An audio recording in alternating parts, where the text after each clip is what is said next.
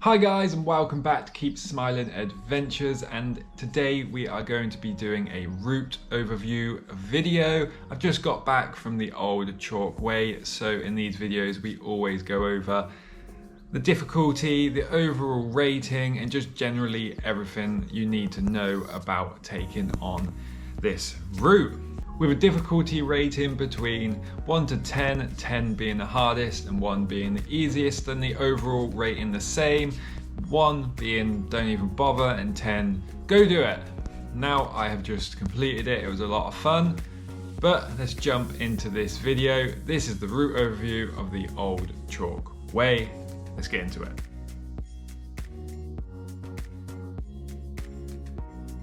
The Old Chalk Way is a UK-based bikepacking route, a coast-to-coast adventure taking you from the south coast to the North Sea, starting at Lyme Regis in Dorset and finishing Holme Dunes in Norfolk.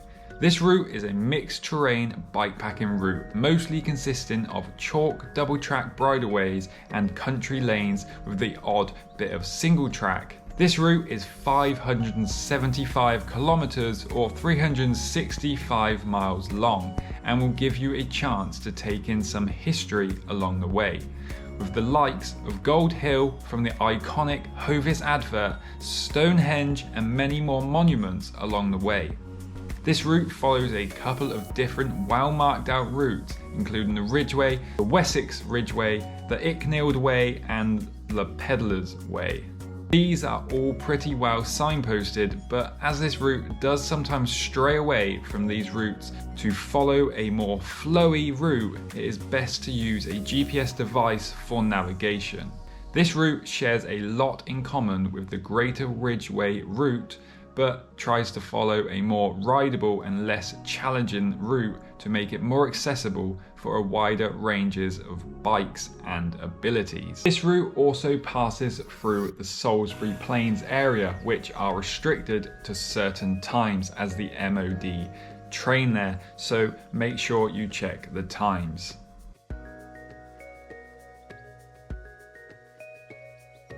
This route is going to be great for someone who has already been on a few overnighted trips and now wants to spend a bit more time outside on the bike. This route will probably take you anywhere from 4 to 7 days, meaning it is a great option for those that want to test themselves and go a bit further on their bikepacking trips. This route is also going to be good for people who may not be the greatest off-road, but still like to get a bit of off-road, as this route tries to avoid anything too technical, and does a good job at keeping you on your bike with a minimal hiker bike. For the most part, this route is very easy to ride and nice and flowy. The only thing you need to know is that in the wetter months, chalk can become very slippery, and places can become a bit boggy. So if you are not super confident off-road, wait until the drier months. If you enjoy getting outside, enjoying great views with plenty of history along this route, then this is going to be a great route for you. It's getting to experience climbing up Hovis Hill or taking in Stonehenge or the many other monuments along the way, or just chilling in a field, enjoying the views before a night under the stars. If you want to draw a line across the map and be able to say you cycled coast to coast, this might be a great route for you.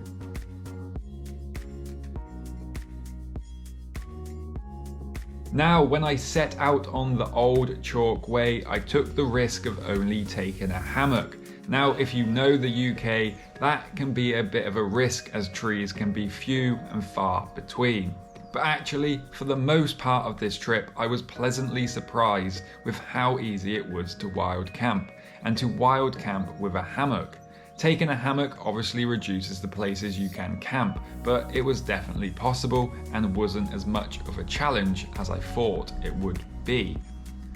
With this route passing through plenty of wooded sections, it was easy. Wild camping along this route is pretty easy, whether bivvying or tenting or hammocking. There are plenty of remote hidden places to set up camp, If wild camping is not quite for you, then you are never too far away from built up areas where you can find yourself some luxury hotel or B&Bs or an official campsite.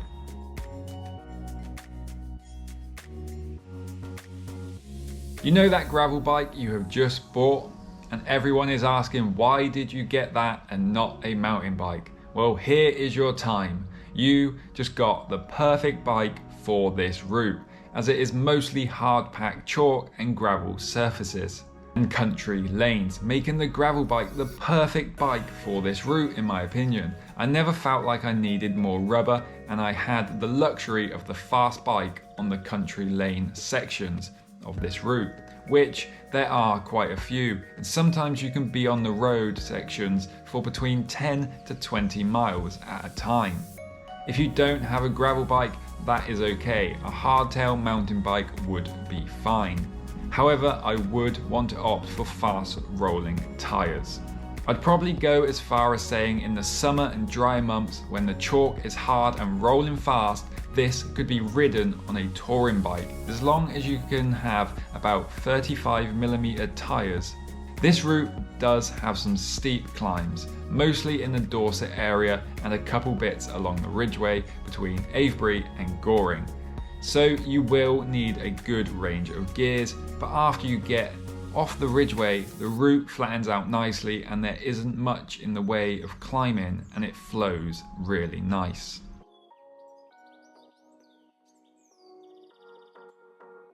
Wanted to mention transportation in this overview video, as this route does have one caveat in my opinion, and it is that the start and end points don't have any public transport, so you will need to cycle to the nearest train station. For example, if you are starting at Lyme Regis, the closest station is Axminster. This isn't too much of a problem as it is only around 6 to 7 miles, but it's still extra that you need to account for. But if you are finishing in Norfolk after riding all day and finishing the Old Chalk Way, the next nearest station is a good 20 miles away at King's Lynn, which again isn't the end of the world, but can feel a bit of a pain knowing that you need to double back on yourself after finishing the Old Chalk Way and ride a further 20 miles.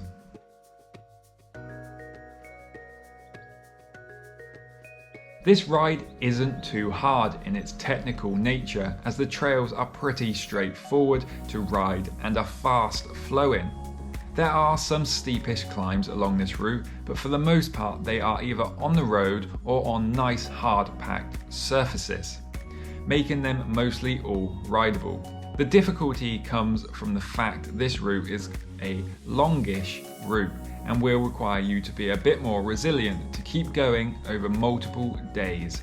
However, this route is also always within quite close proximity to built up areas. So for the difficulty rating, I will give this a 5 out of 10.